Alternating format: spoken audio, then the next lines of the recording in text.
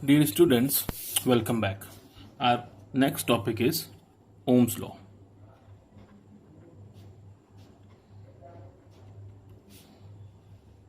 It is a very important concept of current electricity. जैसे हमारे electrostatics और के लिए एक इम्पॉर्टेंट कॉन्सेप्ट था कूलम्स लॉ, उसके अंदर हम लोग स्टडी कर रहे थे when charges are at rest, वैसे ही ओम्स लॉ के अंदर हम लोग स्टडी करेंगे when charges are moving, that is current. तो करंट और वोल्टेज की जो इंटरडिपेंडेंस है उसको स्टडी करता है ओम्स लॉ. एक साइंटिस्ट थे जॉर्ज साइमन ओम्स, उन्होंने 1862 के अंदर इस लॉ को प्रपोज किया था. चलिए देखते हैं क्या है, क्या कहता है Ohm's law.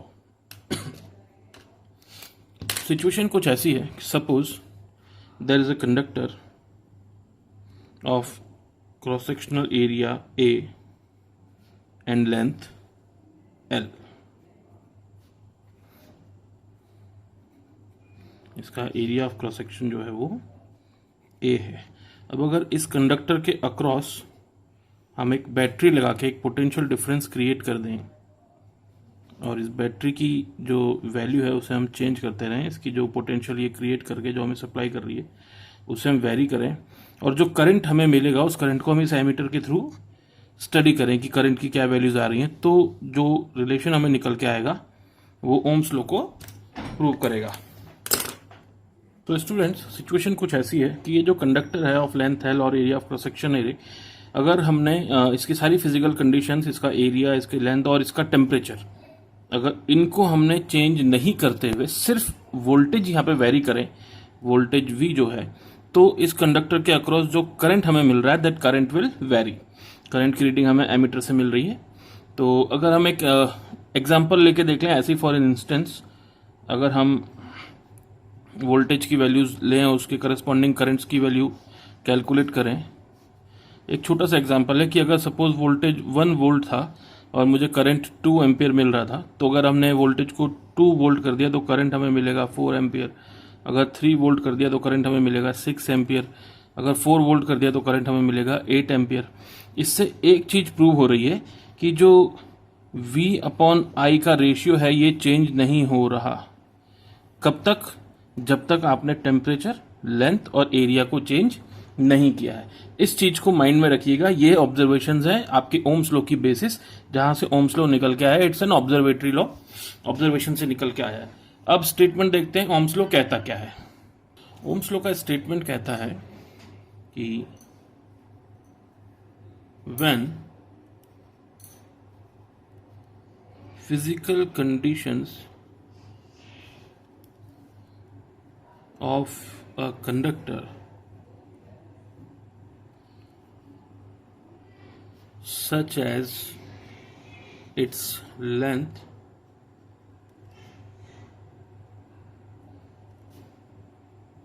cross-sectional area and temperature are kept constant, then the current flowing through it is directly proportional to the potential difference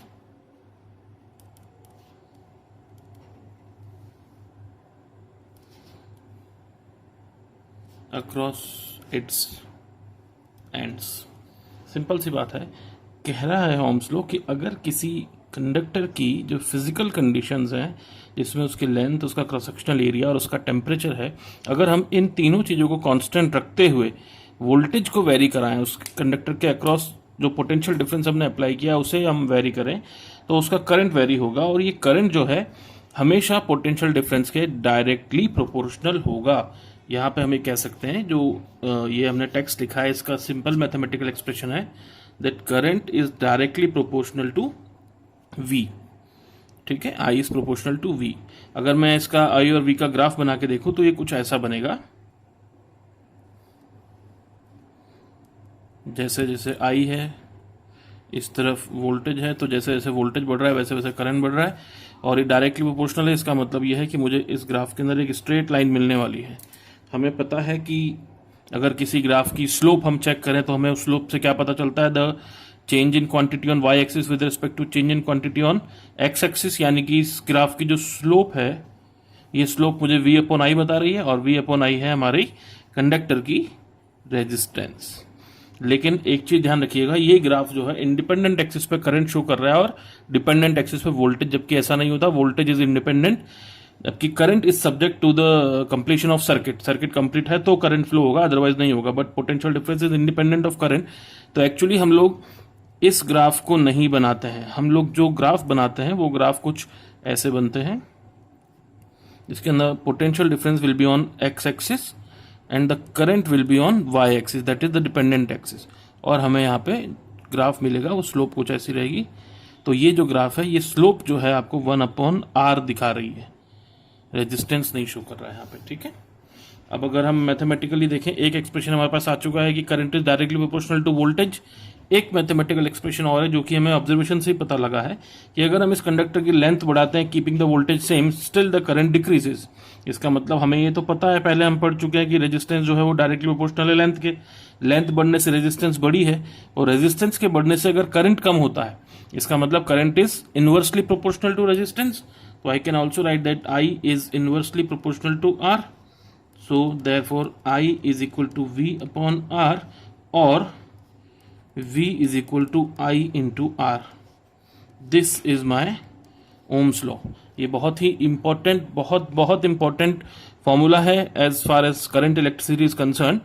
तो आई थिंक आपको ओम्स लॉ समझ में आ गया होगा। अब हम इसके ऊपर बेस्ड एप्लीकेशन सॉल्व करते हैं और आगे पढ़ते हैं combination of resistance. Dear students, series combination of resistances. Resistance का सिंबल आप सब जानते हैं। अब सीरीज कॉम्बिनेशन क्या है? जब हम n नंबर ऑफ रेजिस्टेंस को एंड टू एंड कनेक्ट करते हैं किसी सर्किट में, तो ऐसे कॉम्बिनेशन को सीरीज कॉम्बिनेशन कहा जाता है। सपोज ये हमारे पास एक गिवन सर्किट है जिसमें कुछ resistances R1, R2 and R3 are connected end to end, and इनके अक्रॉस हमने एक battery of potential V connect किया हुआ है। अब हम इस सर्किट का इक्विवेलेंट रेजिस्टेंस फाइंड आउट करने की कोशिश करते हैं।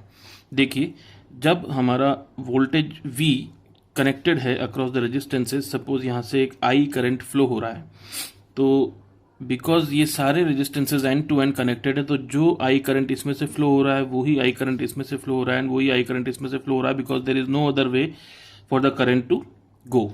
तो इस पूरे सर्किट में सेम करंट फ्लो हो रहा है। सेकेंडली, जब हम इस वोल्टेज को सब्जेक्ट कर रहे हैं रेजिस्टेंसेस के, तो यहाँ पे कुछ ना कुछ एनर्जी का कंजप्शन होगा। सपोज कुछ एनर्जी यहाँ कंज्यूम की V1, कुछ एनर्जी यहाँ कंज्यूम की V2, कुछ एनर्जी यहाँ कंज्यूम हुई V3। इस रेजिस्टेंस के अक्रॉस जो एनर्जी कंजम्पशन है, वो एनर्जी कंजम्पशन पूरा का पूरा इस बैटरी ने प्रोवाइड किया है। मतलब V1 plus V2 plus V3 is equal to V। अब अगर हम इसको सॉल्व करना शुरू करें यूजिंग ओम्स लॉ, हमें पता है सीरीज कॉम्बिनेशन एक्चुअली है क्या। सीरीज कॉम्बिनेशन में जो करंट इन तीनों रेजिस्टेंसेस में फ्लो हो रहा है, I1 is equal to I2 is equal to I3 is equal to I, वो पूरे सर्किट का टोटल करंट है।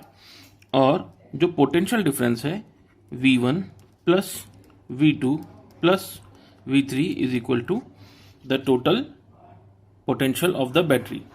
बैटरी की जो एनर्जी है वो तीन जगह कंज्यूम हुई और फाइनली यहाँ पे आके जीरो हो गया। यहाँ ये वाला हाई एंड जो है वो पोटेंशियल V पे है और लो एंड पोटेंशियल जीरो पे है, इसीलिए इस बैटरी का potential difference is V minus zero is V। अब हम इसको सॉल्व करते हैं using Ohm's law. We have V is equal to I into R। V हमारे पास क्या है? V1 plus V2 plus V3 is equal to I into R। R कौन सा? पूरे सर्किट का resistance, that is equivalent resistance. अब अगर V is equal to IR है तो यहाँ पे भी IR होगा, I into R1 plus I into R2 plus I into R3।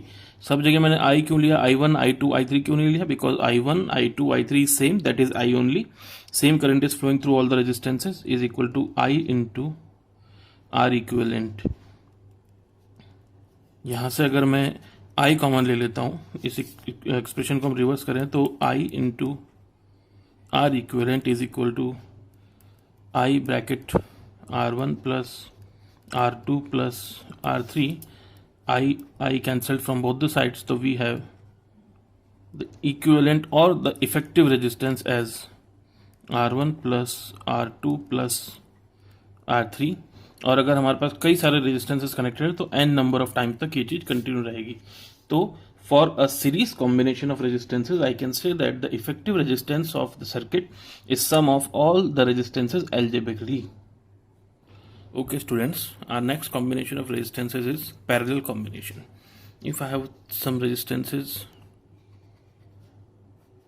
R1, R2 and R3 और हम इन्हें कनेक्ट करें कि इनके सारे एंड्स आपस में कनेक्ट कर दें और फिर हम इस कॉम्बिनेशन को किसी बैटरी के साथ कनेक्ट कर दें, तो हम स्टडी करेंगे सर्किट की इफेक्टिव रेजिस्टेंस क्या होती है। Suppose this resistances are R1, R2 and R3. The potential difference provided by the battery is V. It means the higher potential is V and lower potential is 0. और अगर इस circuit में I current flow हो रहा है तो आप ये देखिए, ये करंट यहाँ तक आने के बाद में इस पॉइंट पे आके 3 डायरेक्शन में डिस्ट्रीब्यूट हो रहा है।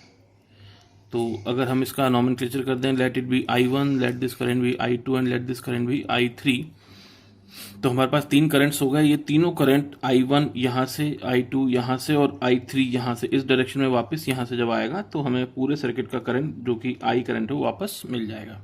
एक चीज़ और, ये जो पोटेंशियल डिफरेंस V है, ये V इंडिविजुअली आप देखिए इस रास्ते पे जब हम चलते हैं तो R1 के अक्रॉस भी V है, अगर मैं ये वाला पाथ फॉलो कर रहा हूँ तो R2 के अक्रॉस भी V है, और अगर मैं ये पाथ फॉलो कर रहा हूँ तो R3 के अक्रॉस भी V है। यानी कि अगर हम बात करें potential difference V1, potential difference V2 और पोटेंशियल डिफरेंस V3 की, तो in this situation V1 is equal to V2 is equal to V3 that is equal to V।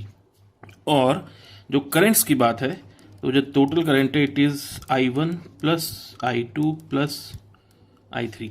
अगर ऐसा हमारे पास कॉम्बिनेशन है जिसमें सभी रेजिस्टेंस के अक्रॉस जो पोटेंशियल डिफरेंस है वो सेम है और करंट जो है उनमें डिस्ट्रीब्यूट हो रहा है। अब ये जरूरी नहीं है कि तीनों इक्वल करंट्स हों, because it depends upon the ratio of the resistances. तो अगर करंट डिवाइड हो रहा है और पोटेंशियल सेम है तो ऐसे कॉम्बिनेशन को हम लोग पैरेलल कॉम्बिनेशन कहते हैं। ठीक है, हम लोग इसकी इफेक्टिव रेजिस्टेंस का एक्सप्रेशन फाइंड आउट करते हैं। In this situation we have the total current is equal to I1 plus I2 plus I3. Using Ohm's law, we can say that I is equal to V upon R. कहाँ से आया ये? Ohm's law से। तो हमारे पास situation कुछ ऐसी हो गई है that I is equal to I1 plus I2 plus I3 is equal to V upon R। अब ये R कौन सा है? ये हम पूरे सर्किट के करंट की बात कर रहे हैं तो ये पूरे सर्किट की रेजिस्टेंस है, यानी कि इक्विवेलेंट या effective resistance. It will B V1 upon R1 plus V2 upon R2 plus V3 upon R3। हम ये ऑलरेडी डिस्कस कर चुके हैं कि V1, V2 और V3 ये सब V के बराबर हैं, तो V upon R equivalent will be equal to V upon R1 plus V upon R2 plus V upon R3, which will finally give me V upon R equivalent will be V। अगर मैं यहाँ से common ले लूँ तो it will be 1 upon R1 plus 1 upon R2 plus 1 upon R3, cancelling V from both the sides. We have 1 upon R equivalent is equal to 1 upon R1 plus 1 upon R2 plus 1 upon R3 and so on. अगर मेरे पास कई सारे resistances connected हैं तो I can simply say that the effective resistance of the parallel combination is sum of all the resistances reciprocally, अगर हम उन सारे रेजिस्टेंसेस का रेसिप्रोकल ले लें और फिर उनका एल्जेब्रिक सम कर दें तो जो फाइनल आंसर मेरे पास आएगा it will be the effective resistance of a parallel combination of resistances. Dear students, Ohm's law और कॉम्बिनेशन ऑफ रेजिस्टेंसेस कंप्लीट होने के बाद में हम इस चैप्टर का एक अच्छा खासा अमाउंट कंप्लीट कर चुके हैं। तो एक बार बीच में रुक के थोड़ा सा समरी दोबारा से देख लेते हैं। कुछ फॉर्मूलाज हम लोग जस्ट रिविजिट करते हैं। एक सबसे पहला फॉर्मूला जो हमने देखा था that was Coulomb's law,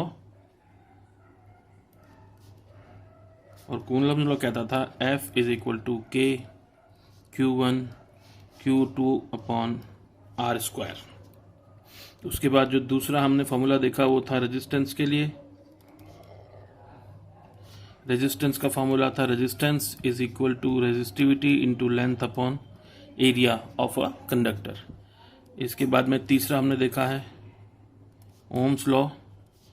Ohm's law कहता है V is equal to I into R which is also equal to R is equal to V upon I।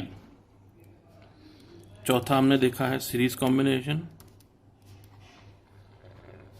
Of resistances. वो कहता है कि effective resistance of a circuit is R1 plus R2 plus R3 and so on. और जो parallel combination है